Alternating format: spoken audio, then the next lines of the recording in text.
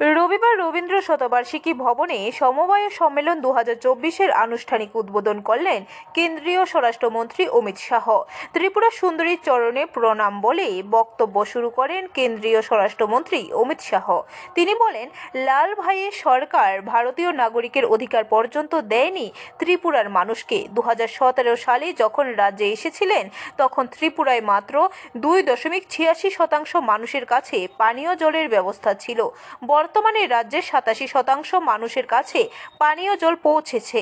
80%-এর বেশি মানুষের কাছে রান্নার গ্যাস, 5 লাখ টাকার স্বাস্থ্য বীমা পৌঁছে দিয়েছে বর্তমান সরকার।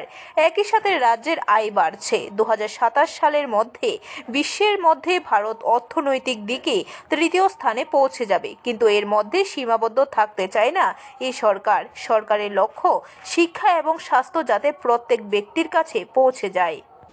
2018 में यहां पर भारतीय जनता पार्टी की सरकार बनी। 19 में फिर से मोदी जी प्रधानमंत्री बने और 2020 में ये 38,000 परिवारों का पूरा रहने का व्यवस्था भारतीय जनता पार्टी की सरकार ने। उनके कैंप, पीने के पानी, बीच के रास्ते, टीम के अच्छे पक्के मकान, हर कैंप के अंदर एक स्कूल, हर कैंप के अंदर हेल्थ की सुविधाएं, हर घर के अंदर गैस का सिलेंडर, शौचालय,